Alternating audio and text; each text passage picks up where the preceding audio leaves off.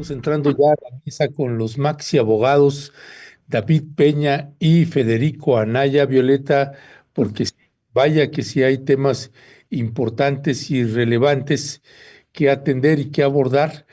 Y mientras ellos se van incorporando, Violeta, no sé cuál video quisieras que pasáramos primero también, las declaraciones de Dolores Padierna, Ah, no, ¿no? pero esas van a ser para la entrevista con el Cierto, doctor David Barkin. Ajá, cierto. ahorita el primer tema que acordamos, ya ahorita también dirán, es el de Marina del Pilar, ¿no? Ajá, Discutir esto que se le ha preguntado a la presidenta esta mañana en varias ocasiones. Incluso Ernesto, cuando salía, no sé si alcanzaste a escuchar a alguien le grita sobre la visa, ¿no? Otra vez y ya ella se sigue. ajá. Y pues es parte, es un tema pues que me parece que ha generado mucha polémica en redes sociales. A mí me ha llamado la atención de cómo se volvió trending topic por varias horas y de muchas maneras, no solamente el nombre de Marina del Pilar, sino Baja California, cancelación de la visa, otras, de otras maneras, pero este tema pues ha llamado mucho la atención en redes sociales, Ernesto.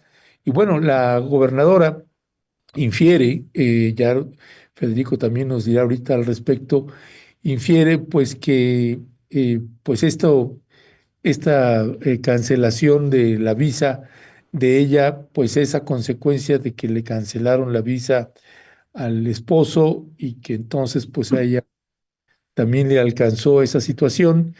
Pero bueno, pues hay muchos detalles. Federico Anaya, muy buenos días, mi querido Maxi Abogado, bienvenido. Buenos días, compañero, compañera, y a la audiencia. Buenos días. Buenos días, Federico, bienvenido. Buenos días. Pues Federico, este caso también pues se da en un marco muy particular. Está todo el problema que hay con el tema del agua entre Baja California y el estado de California, por un lado. Por el otro lado, Federico, pues bueno, esta situación que la alcanza a la gobernadora es una gobernadora que nació en los Estados Unidos, es decir, entiendo que tiene doble nacionalidad. Sus hijos, ya siendo gobernadora, pues ella tuvo un hijo o una hija y también se fue a San Diego para que naciera en San Diego. Es decir, que su familia tiene una nacionalidad allá y de pronto le cancelan la visa. Pues una situación muy particular. ¿Qué decía al respecto? ¿Cuál es la lectura que tiene sobre esto que está sucediendo? Bueno, primero hay que ser muy responsables. Hasta este momento solo tenemos la noticia dada por el cónyuge de la gobernadora, Carlos Alberto Torres Torres. Ahora, ¿cuáles son las razones por las que a este señor Torres Torres Estados Unidos le cancela su visa? Él ha dicho que es un procedimiento administrativo, pero no ha explicado el fondo de la cuestión. Luego tenemos la manifestación de la gobernadora, que lo resume diciendo, como en todo en la vida, si estamos en una vía compartida, pues a mí también me toca. Pero no nos dicen mucho más. Ahora, hay que recordar aquí la relevancia política y administrativa de ambos, no nada más de la gobernadora. Carlos Torres Torres es un exdiputado, y aparte, durante un cuarto de siglo, el abogado de la Autónoma de Baja California ha ocupado diversos cargos.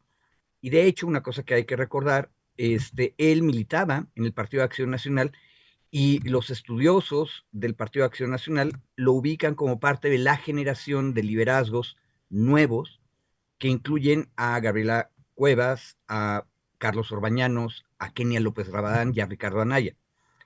Y ahora, no todos estos personajes que eran la última generación del PAN siguen ahora en el PAN. Ese es el caso de Torres Torres. este, Obviamente ahora han pasado a Morena. Y esto, mi comentario lo termino ahorita con esto, nos recuerda que la organización política específica de cada una de las entidades federativas depende del arreglo de las élites y de los movimientos populares en cada estado. ¿Cómo es que se logró primero un triunfo por un periodo corto, porque acuérdense que la gobernatura de Baja California no coincidía en su periodo con la federal y se le hizo coincidir, y entonces hubo un periodo chiquito de gobernador y luego ahora un segundo triunfo con la actual gobernadora. Ahora, ¿cómo se logró el consenso de élites para lograr esa victoria? Es una cosa que acá en la capital federal no tenemos presente, pero hay que estudiar. Ahora, ¿a qué se dedican las personas cuando cruzan la frontera? Hay una multitud de vida binacional en Baja California. O sea, hay gente que vive en Baja California, trabaja en la Alta California, van y vienen y regresan. ¿Qué tan común es que se te suspendan las visas? Yo no tengo conocimiento, no sabemos si esto es una cosa muy rara, muy especial, o es una cosa más bien común. Lo que es raro y especial es que es el cónyuge de la gobernadora y la gobernadora. Claro. Eso es lo que lo hace importante. Y también por eso, ahora sí termino, es que la presidenta de la República, en la mañana de hoy, lo que dijo es, vamos a preguntar cuál es la causa. Esperemos que ahí es donde nos enteremos de cuál es el fondo de la cuestión, que hasta ahora no se ha explicado. Muchísimas gracias, Federico. Ya está con nosotros el abogado David Peña. David, muy buenos días. ¿Cómo estás? Bien, querida, buenos días. Aquí recibiendo los mensajes de presión de Ernesto, que ya me conecte. Sí, sí, ya te extrañábamos, así es que la audiencia también pedía ya que haga acto de aparición y gracias, querido David. David, ¿por qué es importante hablar de este tema? Hemos estado viendo incluso en las redes sociales que varias personas le responden, ¿no? Al X que publicó la propia gobernadora y le han dicho, señora gobernadora, pues ya no vaya a Estados Unidos, vaya a otro país, ¿no? Pero bueno, ¿qué implicaciones tiene que Estados Unidos pues le cancele la visa o de manera específica le revoque, ¿no? Que también esa es una situación que decía Federico, es la palabra que usó en su X inicialmente Carlos Torres es revocación. ¿Qué implicaciones tiene una revocación para una gobernadora, ¿no? De la frontera? Y cuáles serían, también hay que compartirle a la audiencia, querido David, cuáles son los motivos para revocar una visa? Esas serían parte de las preguntas iniciales, David. Mira, yo creo que, bueno, primero es importante por la relevancia política de la propia gobernadora, es decir, es un personaje político, ella es un personaje político importante en México, es un personaje también importante de Morena, asume ahora la gubernatura, bueno, ya preside la gubernatura. Pero sobre todo creo que es importante irlo colocando en en esta lógica de colaboración entre las autoridades estadounidenses y las autoridades mexicanas sobre algunos temas específicos. Y creo que aquí Reforma hoy publica no es un reportaje, retoma una investigación de hace un par de meses que se da a conocer en donde se detecta tráfico ilegal de diésel, creo que es de diésel, no recuerdo ahorita la nota, la vi hace ratito. Bueno, tráfico ilegal de combustible, digamos, ¿no? Entre México y Estados Unidos. Y aparentemente está relacionado el cuñado de la gobernadora, es decir, uno de los hermanos de Torres Torres. Esa es una investigación que está en curso, insisto, la retoma Reforma, la publica hoy, no es una investigación nueva, no es un hecho nuevo, yo no estoy diciendo que esté vinculado tampoco, pero a eso voy, un poco el tema de la lógica de la suspensión de las visas tiene un carácter de procedimiento administrativo interno del Departamento de Estado, pero también tiene un carácter de procedimiento cautelar, es decir, preventivo. Eh, Presumiendo que hay o posibles investigaciones que pueda haber, no en contra de la gobernadora, porque hasta donde se sabe ahora, pudiera haber investigaciones, pero más bien sobre su esposo, lo que hace el Departamento de Estado de Estados Unidos cautelarmente, es decir, por si las moscas, ¿no?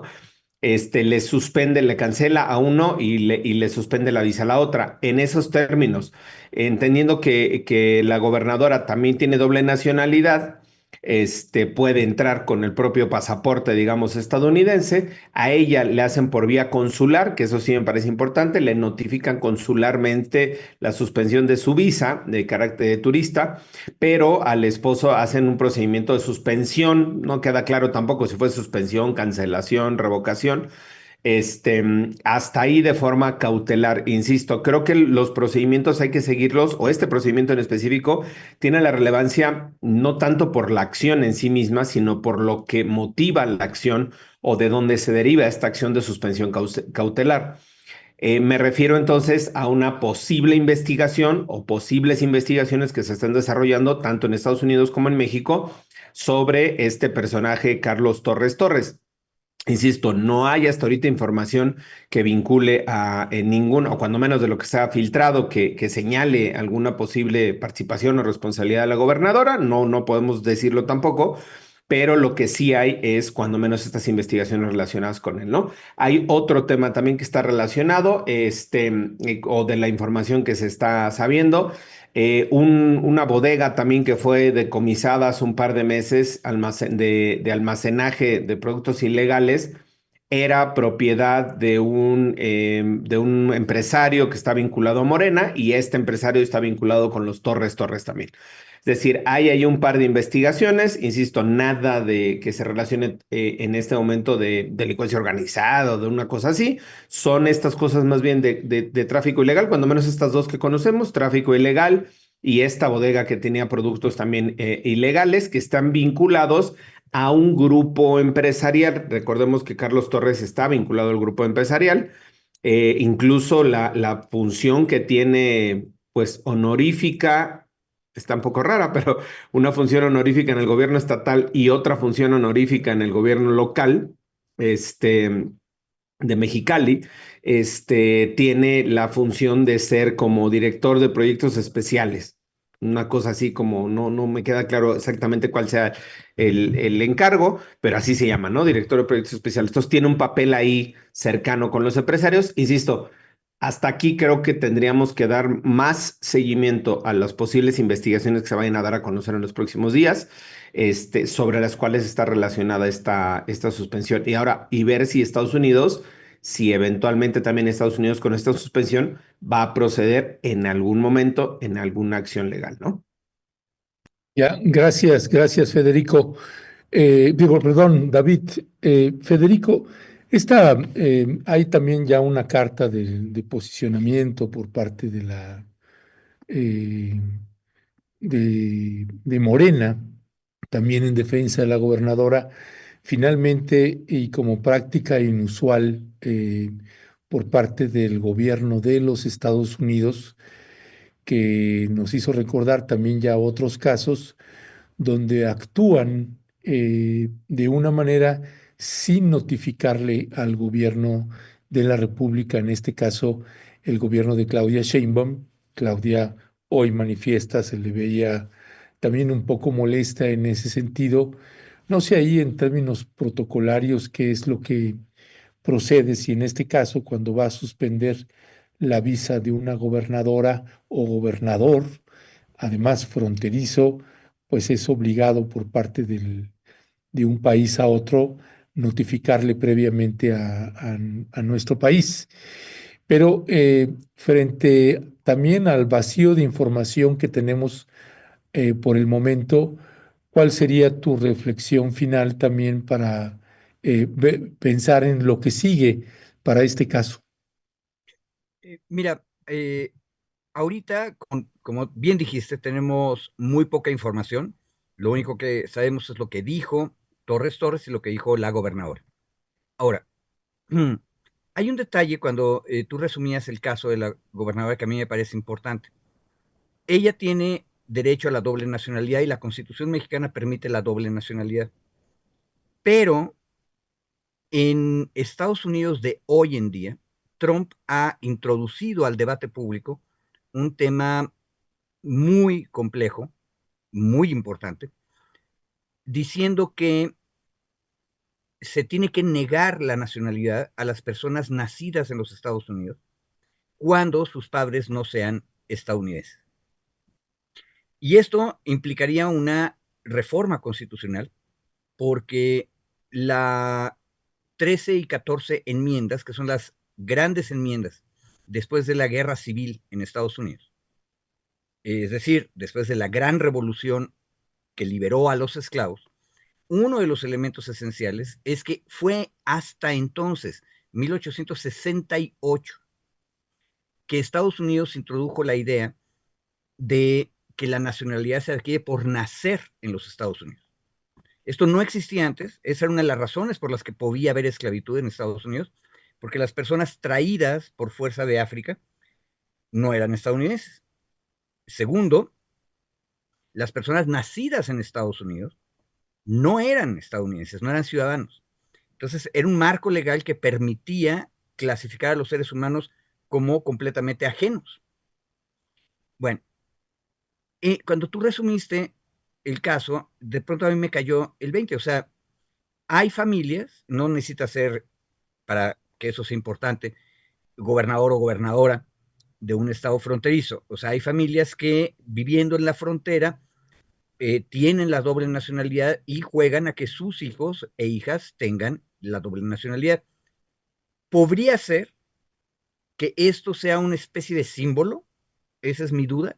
Acuérdense que estamos en vacío absoluto de información, porque la gobernadora, vista con los lentes de Trump, es precisamente el ejemplo de lo que la derecha estadounidense dice que es un abuso de la 14 enmienda, es decir, de la regla constitucional que dice que toda persona nacida en Estados Unidos, en su territorio, es ciudadano de los Estados Unidos. Bueno, y la otra cuestión, ¿tienen obligación los estados aliados y vecinos de avisar lo que están haciendo cuando son cosas muy importantes?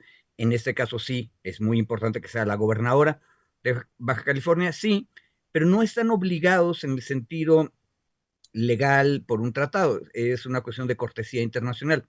El problema de ser vecinos de una república imperial como Estados Unidos es que cuando les conviene avisan y cuando no les conviene no avisan.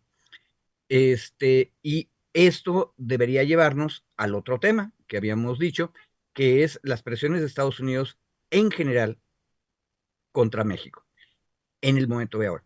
Y ahí agrego una cosa, nada más para hacer la liga completa. Ahorita que estaban Ernesto, tú y Violeta resumiendo las noticias, una de las notas es que parece que China y Estados Unidos finalmente van a encontrar algún arreglo arancelario a la mitad del camino, en la guerra general de aranceles que empezó Trump. Si eso fuera cierto, el problema es que Trump hacia adentro de los Estados Unidos tiene un problemón, porque tiene que demostrarle que es un gran macho a su población y a sus votantes, y el problema es que va a negociar con China. Entonces, ¿quién o qué estado es el, entre comillas, enemigo predilecto ahora? Ojo, tendría que ser México. Este tipo de cosas están todas metidas en ese mismo paquete. Perdón, nada más, perdón, nada más, dicen en el chat que tu volumen está muy bajo, Federico, que creo que sí no lo alcanzo yo a escuchar tampoco. No sé si yo pensé que era yo, pero no. Le subí y sí es un poco, está un poco bajo. A ver si lo checas. Uno y dos. Yo creo que nada más este tema. Luego en el chat alguien, recuerdo en una sesión hace una semana o dos, nos decían, es que si no hay información, ¿por qué hablan del tema? ¿Por qué especulan? ¿No? Y yo un poco después me llevé esa reflexión y decía, bueno, es que efectivamente muchos de los temas de los que se abordan aquí hay poca información, pero no es problema de nosotros, sino problema de las autoridades que no dan a conocer la información. En este caso, hay una restricción, digamos, legal, porque se trata de datos personales de ambas personas, valga la redundancia, ¿no? Y de eventualmente un procedimiento que se está siguiendo tanto administrativo para la revisión de la visa como eventualmente judicial. Por eso lo que nosotros colocamos aquí es las posibles vinculaciones con alguna investigación, los posibles efectos y la importancia del asunto. Insisto, no es que aquí nos pongamos a especular y a decir que están vinculados con el narco, no, nada de eso, sino al contrario, intentar un poco dilucidar de la poca información que se tiene, porque es un hecho del fin de semana, de la poca información que se tiene para intentar, insisto, pues clarificar un poco por qué la importancia hacia dónde, ¿no? Perdón la aclaración, la nota aclaratoria, pero es que eso nos pasa seguido con algunos o varios de los temas, justo por la poca información que se genera de fuentes oficiales, ¿no? Sí, sí, muchísimas gracias, David, por esto que estás comentando. Y bueno, pues es muy interesante lo que estaba planteando también ahorita Federico, que hay que enmarcar Probablemente, ¿no? Esto que está ocurriendo pues en una política que también está implementando los Estados Unidos. Yo no sé si esto, David, tú lo podrías tejer o no, también esa es una situación, con esta respuesta que ha dado en la mañanera la presidenta hoy sobre el cierre de la frontera agrícola, pero en específico de la carne que se exporta de México a los Estados Unidos por el gusano barrenador y que la mandataria fue pues enérgica, ¿no? O sea, dijo, no estamos de acuerdo y pues México no es piñata de nadie y hubo un enojo de su parte. Digo, podríamos enmarcar también pues varias de las políticas que se están tomando ahora estos últimos días, David. Y David, yo vuelvo a este tema que te preguntaba, no sé, también en estas partes, ¿cuáles son los motivos, ¿no? Para cancelar una visa desde los Estados Unidos a alguien que tiene pues esta doble nacionalidad, David? Sí, en el caso de ella bueno, es un procedimiento del Departamento de Estado estadounidense que, insisto, es una forma cautelar, es una medida cautelar. Por eso yo le decía al inicio, es una forma preventiva cuando se está desarrollando alguna investigación en contra de alguna persona.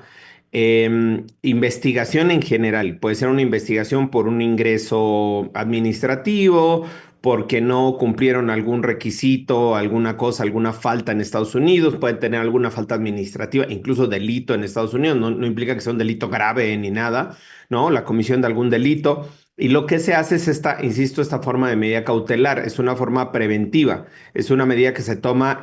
Hay varias condiciones. Ahora intentaba revisar el tweet, si me dan unos segunditos, quizá. Hay una publicación en donde se especifica cuáles fueron los razonamientos, que tampoco es muy explícita, que es del Departamento de Estado estadounidense. Y entonces, los supuestos que te establece solo es cuando haya alguna investigación de forma cautelar, alguna irregularidad administrativa, y eso permite la suspensión de la visa o la cancelación, en este caso de las visas. Insisto, no es una decisión judicial, no es una decisión tomada en un procedimiento o derivada de un procedimiento judicial. Es una medida cautelar, insisto, para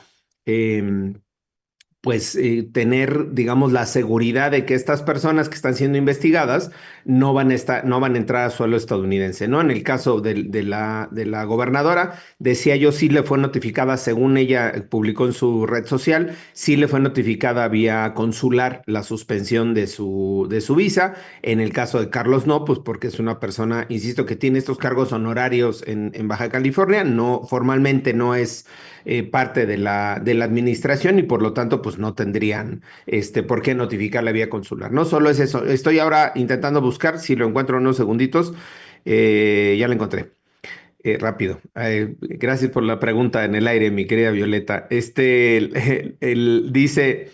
Vas a ver, eh, vas a ver, vas a ver, vas a decir. Sí, dice, el gobierno de Estados Unidos ha revocado la visa a la gobernadora. Esta acción forma parte, estoy haciendo una traducción simultánea del texto en inglés, así que discúlpenme mi Spanglish, ¿no?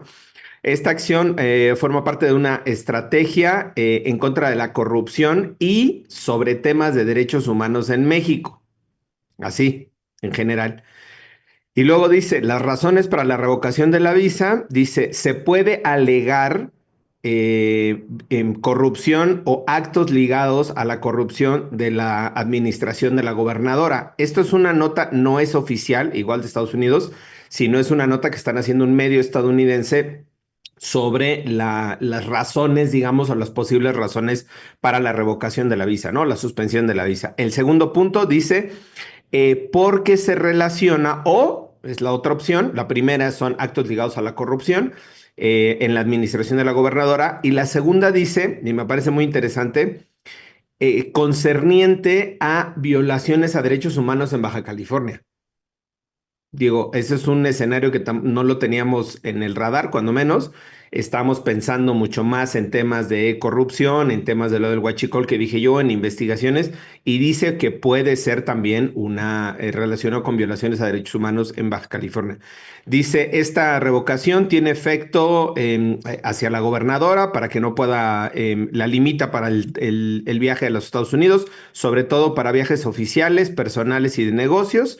Y esto refleja también la tensión entre el gobierno estadounidense y el gobierno mexicano sobre ciertos funcionarios de gobierno sobre los cuales hay una vigilancia o supervisión, digamos. Es como una rendición de cuentas. Hay algunos personajes o algunos funcionarios, y eso lo había dicho el gobierno del presidente Trump, que iba a hacer, digamos, investigaciones focalizadas o investigaciones individuales sobre algunos funcionarios, funcionarias del gobierno mexicano en general, local, estatal o municipal. Y bueno, y el último tema que dice la nota, dice, esta decisión se alinea con los esfuerzos del gobierno estadounidense para combatir la corrupción en el país vecino.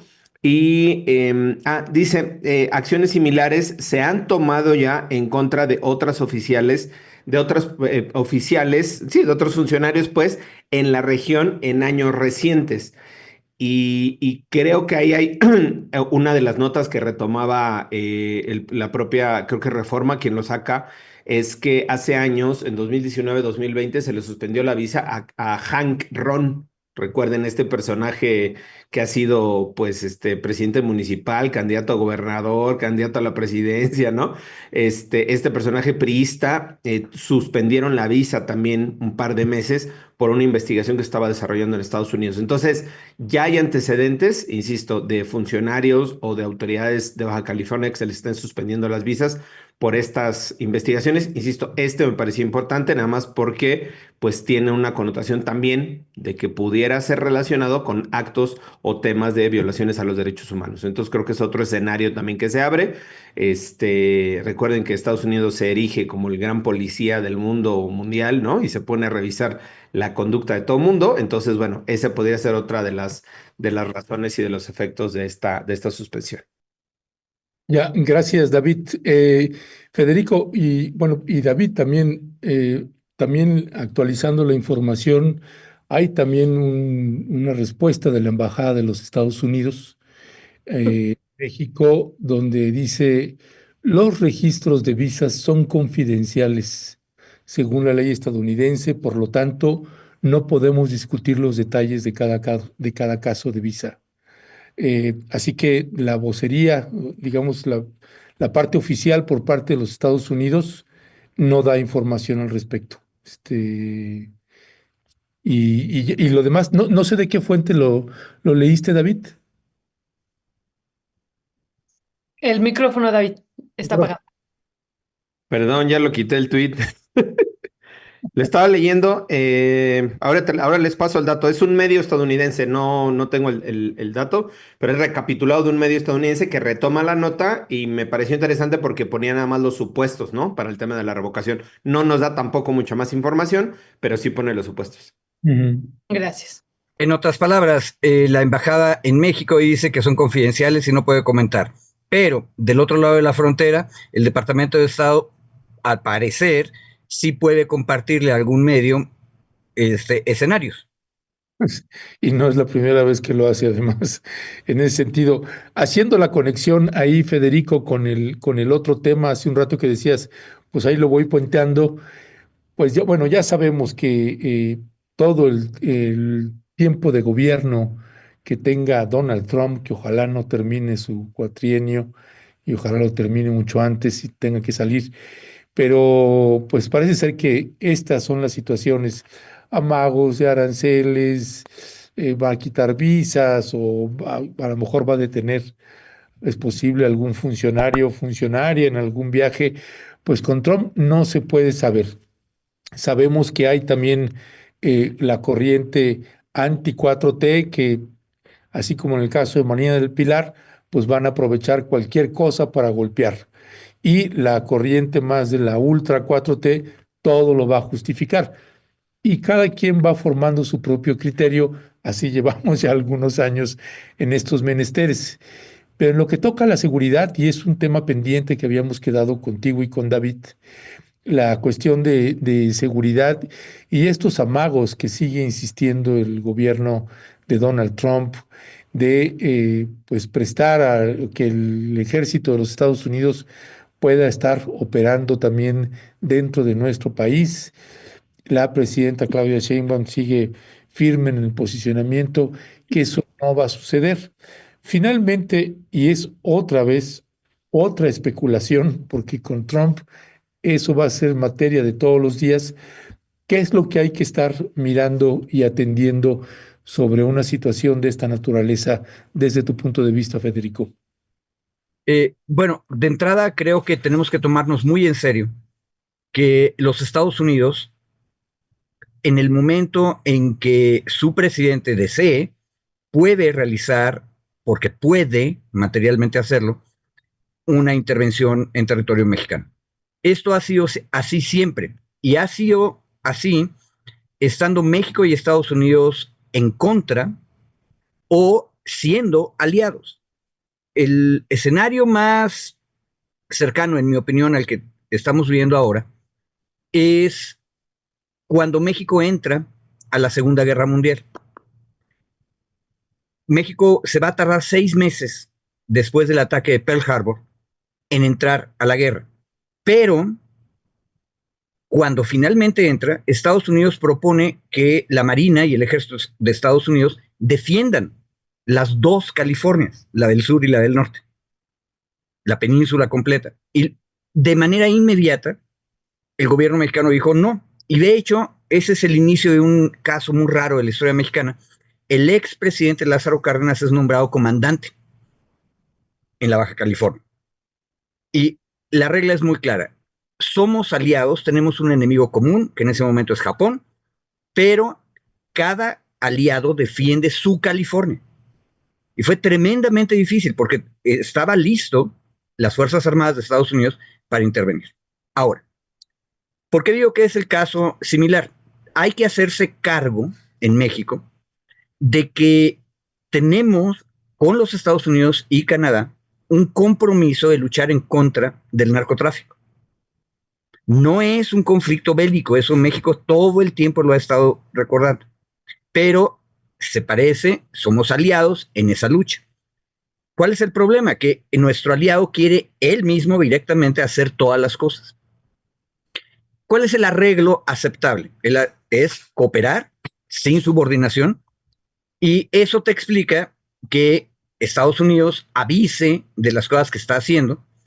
A veces lo hace en el último momento, a veces lo hace de manera incompleta. Bueno, así son la República Imperial, pero México de alguna manera sigue trabajando como aliado del lado nuestro de la frontera. Ahora, la nota que íbamos a comentar la semana pasada era que el presidente Trump le había sugerido efectivamente en una plática privada con la presidenta Sheinbaum que él podía mandar fuerzas norteamericanas a territorio mexicano y la presidenta mexicana dijo, no, no lo necesitamos. Bueno, pero eso no había trascendido después de esa conversación telefónica. Trump quería sacar el asunto y en una conferencia en el avión presidencial se arregló la cosa para que le preguntaran sobre esa plática y incluso él dijo, ¿tú crees que no te voy a contestar? Le dijo a la reportera, pero sí te voy a contestar. Sí, yo le ofrecí a la presidenta de México que Fuerzas Armadas de Estados Unidos entraran a México. Y ella dijo que no. Y ahí es donde viene una jiribilla monstruosa. Trump dice a la prensa estadounidense en el avión presidencial que Claudia Sheinbaum le dijo que no porque está atrapada por los cárteles del narco, porque no se atreve a decir nada. Eso es una amenaza gravísima, porque lo que está diciendo es que Claudia no es independiente y por lo tanto él no tendría por qué hacerle caso. Es muy grave, eso ocurrió hace 2 semanas y el asunto sigue caminando hoy en día. ¿Qué tenemos que hacer como sociedad? Estar pendientes del asunto y saber que este infierno va a durar 4 años. Ya estuve checando, no veo cómo Trump y los republicanos puedan cambiar la constitución para que haya una posibilidad de un tercer mandato de Trump. pero las guerras empiezan con mucho menos y hago de nuevo la conexión. Si Estados Unidos está finalmente negociando con China, Trump y su administración necesitan demostrarle al pueblo norteamericano que votó por ellos. No se nos olvide que la mitad más uno de la población general votó por Trump. Es una cosa que luego se nos olvida. En los estados básicamente del centro, del gran heartland, del corazón de los Estados Unidos. Y tiene que cumplirles de alguna manera. Entonces, esta posición agresiva, imperialista en contra de México sirve a ese propósito. El único problema es que sirve siempre y cuando hagan algo. Ahora, si hacen algo, eso es un desastre para la relación bilateral, porque entonces ya no somos aliados. Significa que él nos está atacando a nosotros. Es una monstruosidad de escenario. Pero hay que estar pendientes. Y una otra cosa, junto con esta negociación con China, que parece que puede ir a arreglarse o encaminarse a un arreglo, tienen ustedes que en materia migratoria interna de Estados Unidos, la administración de Trump está cambiando de vamos a ir primero por los peores, es decir, inmigrantes que tenían un procedimiento pendiente en migración norteamericana o que tenían algún juicio pendiente y entonces a esos es a los que expulso y saco. Y están empezando a pensar que lo que tienen que hacer es ir a los lugares de reunión del trabajo migrante para empezar a piscar en términos mucho más arbitrarios cualquier tipo de persona con apariencia latinoamericana mexicana. Eso es un paso hacia la arbitrariedad que las organizaciones de defensa de migrantes en Estados Unidos están denunciando. Creo yo que esa radicalización en Estados Unidos se puede explicar igual que esta decisión de atacar a México, de encontrar detalles, esa podría ser la conexión con el caso de la gobernadora de Baja California, porque Trump necesita demostrarle a su base electoral que sí está cumpliendo con las ideas radicales que les había prometido. Muchísimas gracias, Federico. David, nada más para recordar a la audiencia esto que nos estaba comentando Federico. Parte de lo que Donald Trump comentó, ¿no? De la presidenta de México es una mujer encantadora, o sea, eso lo dejó claro, pero le tiene tanto miedo a los cárteles que ni siquiera puede pensar con claridad, ¿no? Eso y otras cuestiones que comentó en esa entrevista y que no lo habíamos conocido y que después, como decía bien Federico, la presidenta también hace una declaración al respecto.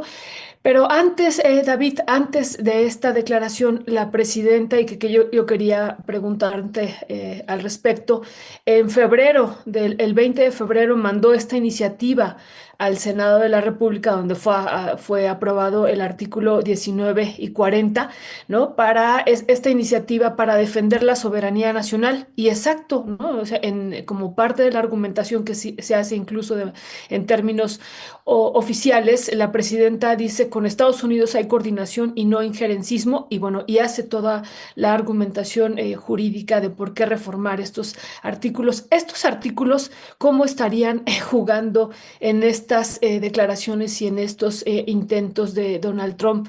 Digo, a partir de las declaraciones, en un futuro quizá, pues de mandar tropas aquí a México, David. Mira, yo creo que se hace justo la conexión histórica, Federico, me parece importante para ubicarnos, digamos, no solo contextualmente, sino históricamente también. Y creo que ahí hay dos temas. Uno, primero, que se deriva de una filtración de la llamada que hace The Wall Street Journal. Es decir, no sabíamos el contenido de la llamada entre Sheinbaum y Trump. Ninguno de los dos había dicho, o sea, ninguno de los dos había referenciado esta parte de la llamada. Se supo que habían tenido una llamada, se sacaron, ya saben, los comunicados oficiales, tal. Pero no se sabía esta parte de contenido de la llamada, digamos. Esto es importante nada más para ubicarlo para que sepamos de qué se está hablando, digamos, ¿no? Se da a conocer esta filtración. En la filtración primero sale a responder la presidenta Sheinbaum, cosa que me pareció importante en términos de ganarle la nota mediática a Trump, que siempre es su idea, ¿no? Siempre el fijar la posición, el fijar. Y entonces sale la nota, Sheinbaum la toma la presidenta la responde y dice, sí, efectivamente, fue cierto, me propuso el presidente tropas y yo le dije que no, por la soberanía, la independencia, tal, y se hace este discurso nacionalista, ¿no? Y contesta Trump un par de horas después en Twitter, bueno, no, en Trust, en su red social, que sí, que efectivamente, o sea, le da vuelta, digamos, a la respuesta de Sheinbaum, ¿no? Él dice que se le ofreció la asistencia militar, dice que Sheinbaum la rechazó y él le pone ya de su cosecha, ¿no? Y la rechazó porque le tiene miedo a los cárteles, no sé cuál. Eso ya es de su cosecha, no está en el contexto de la llamada. Pero creo que es importante no solo seguirlo colocando, porque aquí Federico ya lo había dicho y es una de las pocas voces que yo he escuchado en los medios, en donde él sí sigue señalando un riesgo latente, no de una invasión militar, ¿no? En términos afganos, pero sí de presencia del ejército haciendo acciones, el ejército estadounidense o de la Marina, de los marinos estadounidenses haciendo acciones en México, en territorio nacional. Creo que se sigue quedando ahí latente esta intención y ahora más vinculándolo con estas otras acciones administrativas que podrían ser, no estoy vinculando lo de la gobernadora, pero dentro de este contexto que está haciendo de análisis el gobierno de Estados Unidos, se puede hacer el decir, miren, como ustedes tienen gobiernos corruptos o que yo estoy investigando por corrupción, esos gobiernos no van a ayudar al combate a la delincuencia, yo ayudo para entrar en esos gobiernos o para facilitarte en los gobiernos porque no se puede por la corrupción. Es decir, creo que se puede ir construyendo una narrativa que al final pudiera tener parte de verdad, pudiera tener parte de creación ficticia por parte de los Estados Unidos. Yo no estoy diciendo que no exista esta corrupción, pero que pudiera ir, digamos, construyendo este caminito para ir facilitando esta toma de decisiones de carácter militar. Pienso yo que en la forma en la que se ha estado actuando ahora específicamente con el combate al fentanilo, poner incluso el combate al fentanilo a nivel constitucional en el artículo 19 constitucional, pues son muchos de estos mensajes. Y voy con tu pregunta justo, Violeta, ¿no? El mandar estos mensajes a nivel constitucional sobre el respeto a la soberanía, la invasión, digamos, aunque ya está en la Constitución, pero volverlo a poner como yo no diría un eslogan, pero como una marca, ¿no? Del gobierno de la presidenta Sheinbaum frente al presidente Trump, creo que sí llama o pone, no los focos de alerta, pero sí nos pone otra vez para no quitar el dedo de renglón en este tema, ¿no? ¿Hay un riesgo latente? Sí, hay un riesgo de que se puedan hacer operaciones estadounidenses en territorio mexicano sin autorización del gobierno mexicano. Sí, es un riesgo que está permanente y está latente. Esto puede ser en contra de un laboratorio, un narcolaboratorio, un no sé cuál, pero igual y eventualmente, si seguimos esta lógica de la posibilidad de intervención, pudieran ser acciones armadas en contra de grupos delictivos o en contra de servidores públicos que estén participando o que estén en colusión con algunos de estos grupos delictivos. Entonces, sí sigue latente, creo que el tema. Federico insistía mucho en que lo pudiéramos retomar como mención, cuando menos, que no lo dejáramos ahí solo en el tintero, porque es un tema que vamos a seguir discutiendo lamentablemente en los próximos años, ¿no? Y algún comentario aquí cuando me dicen que no me duerma, ya habíamos explicado aquí, me pongo a leer el celular, a ver las notas y por eso bajo mis ojitos, no me estoy durmiendo. Nada más es para una más aclaración aquí en este bonito chat, en este bonito programa. Pobre David, siempre tiene que estar aclarando eso, aunque a veces te apoyamos y lo hacemos nosotros, mi querido David. Federico, para ir cerrando, pasaríamos al tercer tema, salvo que quieras añadir algo más con respecto a lo que comentó ahorita David. Así que te hago la pregunta y si añades y después te sigues con la pregunta. Implicaciones, perdón, este tema que habíamos hablado de esta escuela militarizada, donde uno de los alumnos, uno de los niños o adolescentes murió, fue asesinado a golpes. No sé si esa sería la palabra correcta, ¿no? Fue asesinado a golpes por compañeros de la escuela y claro que empezaron a brincar varios temas con respecto de qué escuela es esta, quiénes son los directores, y ya fueron acusados, por lo menos fueron ya metidos a una demanda, un juicio y fueron detenidos acusados de homicidio calificado. ¿Cuál es tu valoración sobre este caso? ¿Te parece que es pertinente sobre lo que se les está acusando? Eh, Perdón que interrumpa, nada más, no sé si puedes contextualizar un poquito, Ernesto, nada más para la audiencia, porque ustedes presentaron aquí la nota y estuvieron dando seguimiento. Perdón que te interrumpa, nada más un poquitito de contexto para poder entrar a la opinión. Sí, cómo no, mi querido David, gracias. Sí, este caso es el de una escuela no es una escuela militar, es una escuela militarizada que tiene un formato de régimen militar donde incluso los alumnos no son, se les designa con rangos militares dentro de la escuela y fueron a un día de campo y en ese día de campo, un viaje que hicieron escolar, pues algo sucedió dentro de esa escuela que el reporte que hay por otros testimonios de otros alumnos es que este joven que perdió la vida, pues fue golpeado por los propios compañeros y hubo una negligencia total por parte de la escuela. Sacaron un comunicado que ahorita lo vamos a poner nuevamente, donde pues prácticamente no asume ninguna responsabilidad. Evidentemente el tema escaló. Hay también un mensaje que está publicando la actual alcaldesa de la alcaldía Cuauhtémoc, Alessandra Rojo de la Vega, donde anuncia que hoy a las 11:45 de la mañana estará dando una conferencia de prensa porque dice que han hecho investigaciones y han ido más allá. Y también aclaramos en ese programa porque la alcaldesa pues como que agarró del tema y pareciera que pues busca reflectores, pero bueno, finalmente se va arrojando más y más información. Palabras más, palabras menos, parte del caso. Ya David, si tú gustas ampliar un poco más, pues adelante. Pero Federico, ese es un poco el planteamiento. Cuál es tu valoración al respecto? Mira, yo lo primero que diría es que revisando esta institución, se llama Academia Militarizada Olin Cuauhtémoc, o AMOC, AMOC.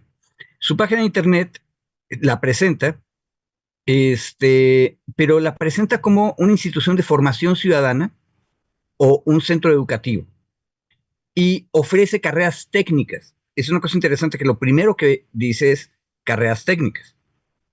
Es decir, en teoría estaríamos hablando de educación media superior, tal vez de educación superior, pero luego habla de educación secundaria internado. Y yendo hacia abajo en su propia página, uno descubre que capacita empresas, entidades públicas y grupos en primeros auxilios, combate de incendios, y que es parte de la red de certificadores de conocimiento de Conocer. Conocer es una institución de la Secretaría de Educación Pública Federal que certifica certificadores. Suena a trabalenguas. Lo que hace es una institución como esta, dice yo quiero certificar, por ejemplo, a personas en materia de combate a incendios. Y entonces se analiza si esta institución puede dar las clases y puede certificar ese tipo de conocimientos, y la red Conocer, que es la autoridad pública, le dice tú puedes ser un centro evaluador y te da una clave. Bueno, parecería que esto es lo más importante. Pero en medio de la oferta educativa de esta organización aparece de pronto formación militarizada. Y aquí dice, para niñas y niños, adolescentes, jóvenes y adultos. Es una actividad permanente que se lleva a cabo, estoy leyendo la página de esta organización, los días sábado y se rige bajo la disciplina militarizada y los altos valores éticos para formar seres humanos de excelencia. Trabajan en equipo y practican primeros auxilios, defensa personal, protección civil, rescate, rappel, tumbling, pirámides humanas, labores altruistas, campismo. Ojo, yo que estuve en el movimiento Scout, me suena que es una actividad de sábados de los Scouts, Pero recordemos, el movimiento Scout o el escultismo nació como una organización paramilitarizada.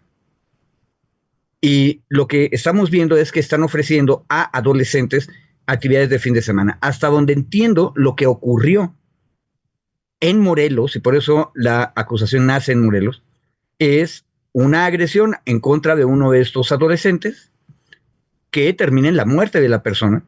Y por lo tanto, la Fiscalía de Morelos dice la persona responsable de la escuela y que por lo tanto estaba a cargo de la actividad en la que murió esta persona es responsable. Ahora, no sabemos mucho más. Otra vez estamos hasta aquí, la información dura. ¿Cuáles son los elementos, la mecánica de los hechos en los que murió este chico de 13 años?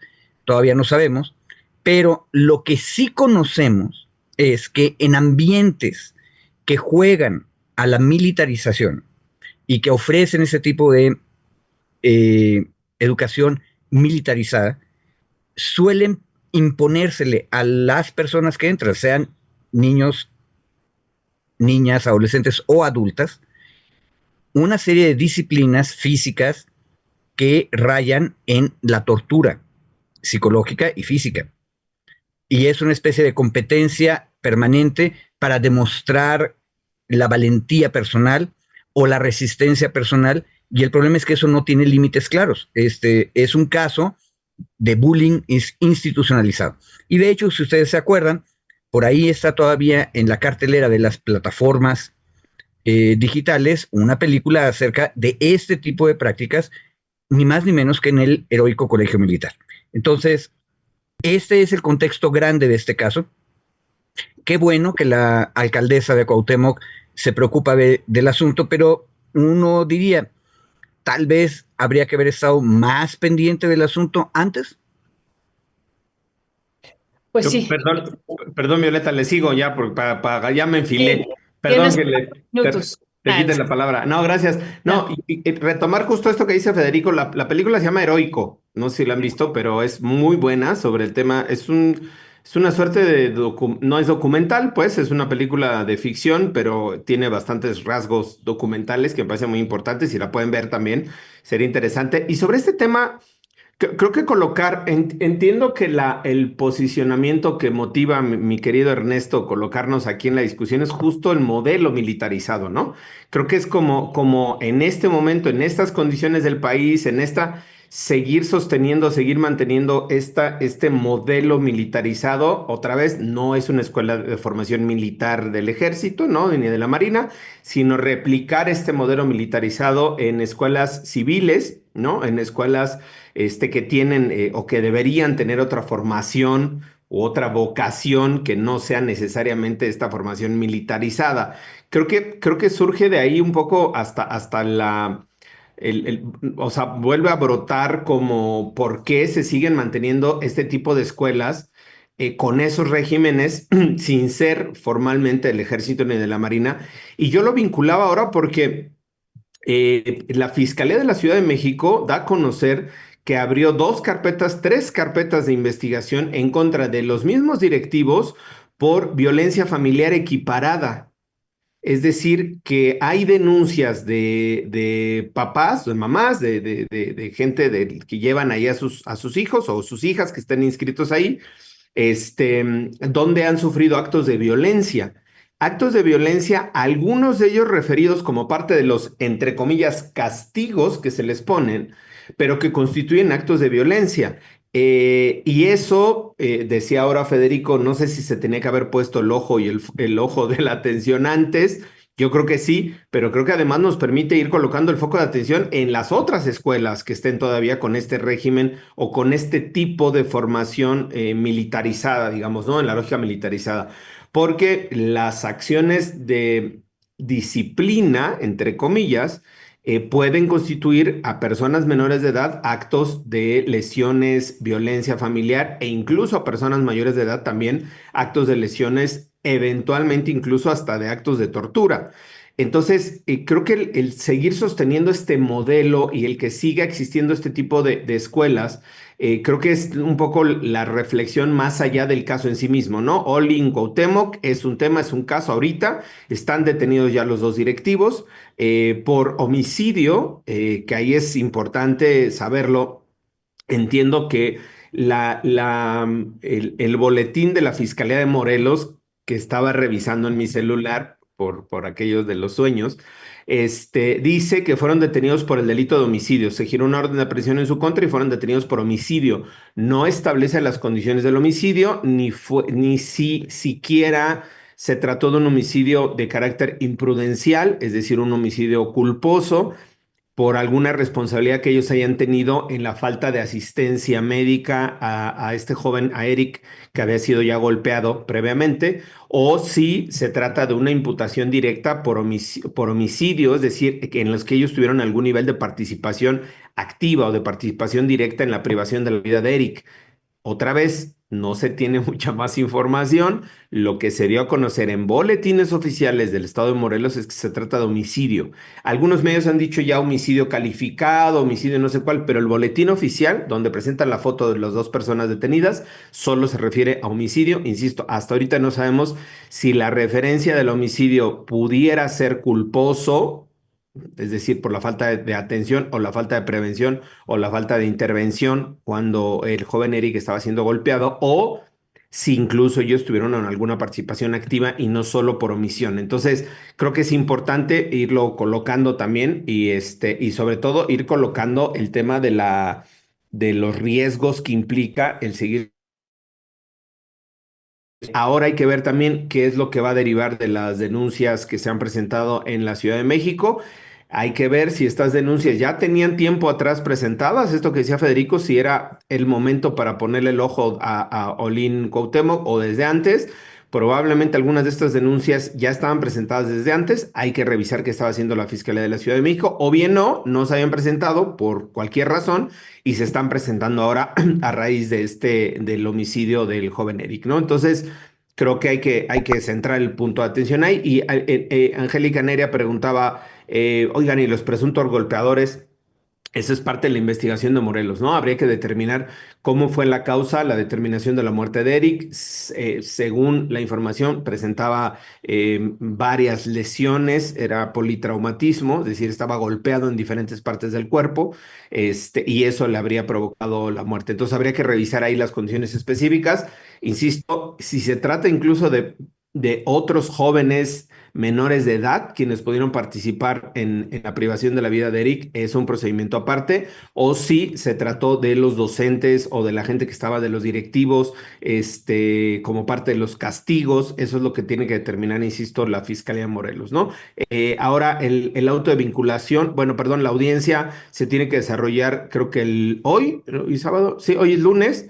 Hoy se estaría desarrollando la audiencia de vinculación sobre estas personas, y ahí podemos quizá tener un poquito más de información, y el comunicado, la conferencia de prensa que está anunciando también la alcaldesa de Cuauhtémoc, que bueno, ahí sabemos que le gustan los TikToks, los Reels, los videos, y todo donde se pueda hacer promoción de su imagen. Y entonces, bueno, pues ahí agarró el tema. En este caso creo que está acompañando a las víctimas, no podríamos juzgar mucho más.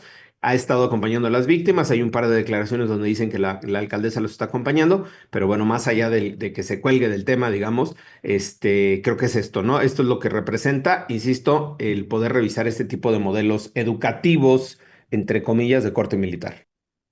Sí, muchísimas gracias, querido David y querido Federico, también por abundar sobre este tema, pues que aún faltan muchas cuestiones por esclarecer, ¿no? También recuerdo que la mamá, cuando le dan la noticia del hijo, también decía, había abundado sobre algunos posibles maltratos por parte de los profesores, ¿no? Entonces hay muchos temas todavía por seguir investigando de esta academia militarizada Olin Cuauhtémoc.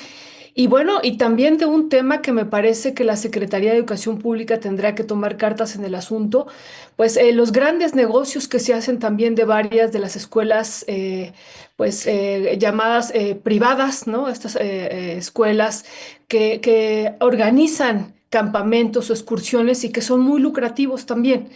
Y que en esos campamentos, excursiones, pues ocurren accidentes. Y algo que también hemos dado seguimiento a este caso, digo, por obvias razones que tenemos hijos en esta edad y que salen de campamento, es cada vez que van a salir, la Secretaría de Educación Pública exige un formato, ¿no? Una autorización por parte de los padres y hay que mandar una serie de documentos. Y en este caso, por ejemplo, las primeras investigaciones que hubo, las primeras declaraciones de la SEP, es que no existía ese formato por parte de esta academia militarizada Olin Cuauhtémoc y que se había hecho esta práctica sin autorización como debe de ser de la Secretaría de Educación Pública. O sea, es un tema que me parece que hay que abundarlo y abordarlo también desde este ángulo, desde la parte del negocio lucrativo, pero ahora también desde cómo la Secretaría de Educación Pública ha ido poniendo algunas reglas y restricciones justo por los accidentes que ocurren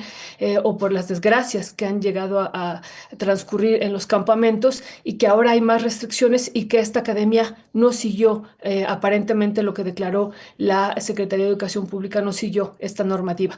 Pero bueno, estaremos dando seguimiento de este caso, queridos Federico y David. No sé, Federico, si tú querías comentar Está algo. suspendida, perdón, están suspendidas las actividades de la escuela por una clausura, un cierre administrativo de la alcaldía, porque se hizo la revisión, digo, ya subidos en el barquito, ¿no? La alcaldesa fue a hacer la revisión y encontró cosas ahí de protección civil y no sé cuál. Ahora está sin funciones la escuela, digamos, está cerrada, pero pues eventualmente puede retomar sus funciones o con otro nombre, ya saben cómo funciona esto. Pero habría que estar pendientes, sobre todo de la gente que estaba ahí. Creo que los testimonios son muy importantes de la gente que puede ir saliendo, los estudiantes que estuvieron en esa escuela o que participaron en este proceso formativo para estar revisando cómo se dan las investigaciones sobre este tema. Perdón, Violeta. Y yo nada más, Adelante. para concluir una cosa sobre lo que dice Violeta, es importante aclarar un detalle. En México, desde 1917, la educación en principio es pública. Es una cosa bien importante recordar. Y todo lo que llamamos en México escuelas particulares necesitan que el órgano público, sea el gobierno del estado o el gobierno federal, te autorice a dar clases. Esos son los famosos REBOES, ¿sí? El reconocimiento de validez oficial. Cualquiera puede enseñar en su casa lo que quiera a otra persona o incluso a un grupo de personas. Pero si tú quieres que esos estudios tengan algún tipo de validez oficial, necesitas ir con la autoridad. Entonces, es exactamente al revés, Violeta. En México, cualquier actividad que lleven a cabo los particulares en materia de educación tiene que hacerse bajo la supervisión del gobierno.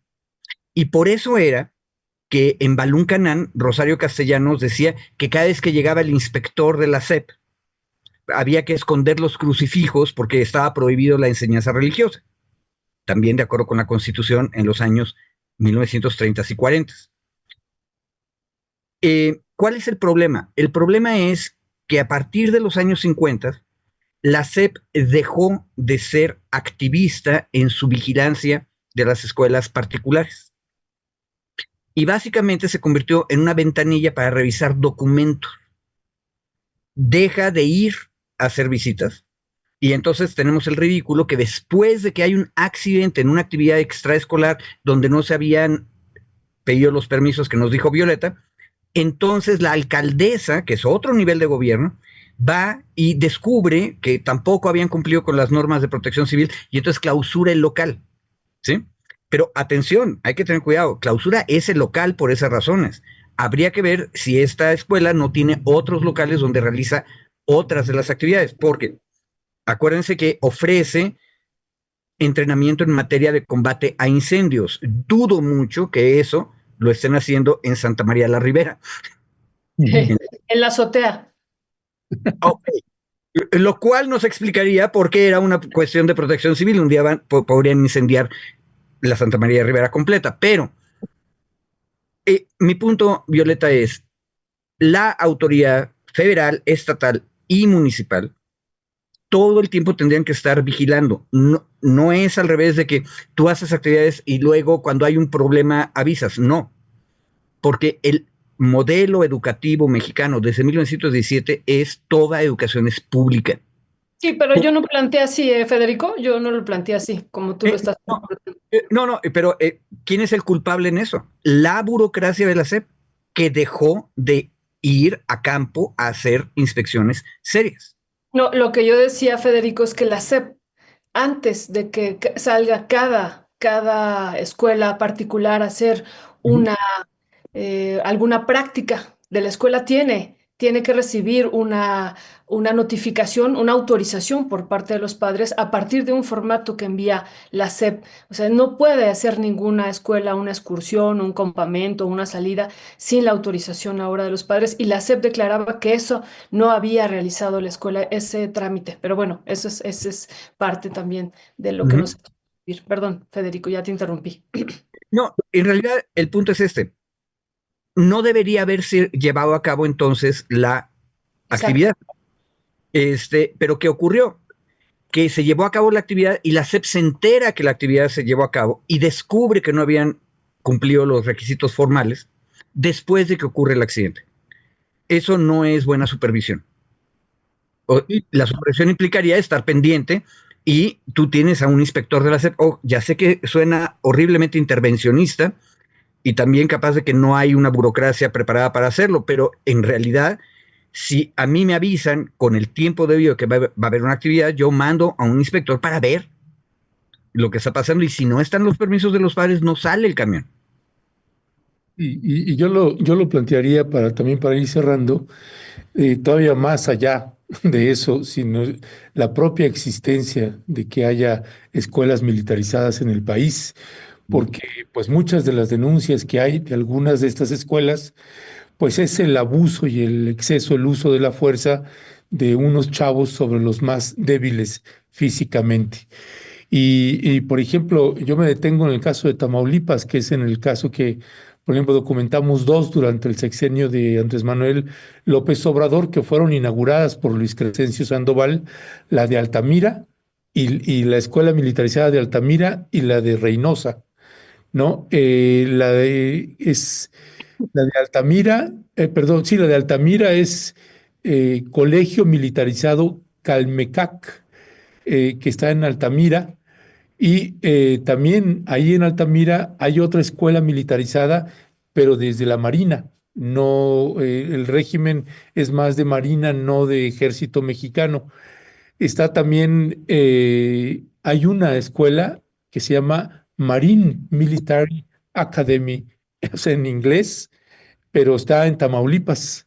Está en Tamaulipas y yo creo que es una muy buena oportunidad después de esta terrible tragedia, pues que la Secretaría de Educación, como señalaba Violeta, y otras instancias de gobierno, pues se metan a revisar ahí, porque este tipo de escuelas, pues no pensamos que vaya a dejar a jóvenes pacíficos, ni mucho menos, sino la formación que están teniendo ahí tiene una naturaleza completamente distinta.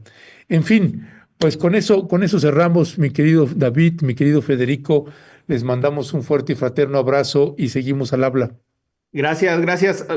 Solo colocar, igual si lo podemos, no sé si revisar en la semana, pero estos asesinatos que están dando, obviamente el asesinato ayer de la candidata de Veracruz, ¿no? Que es la conmoción del fin de semana, pero también el asesinato de la regidora de Tocaltiche, justo el municipio cercano al rancho Izaguirre, es el municipio colindante con Teuchitlán.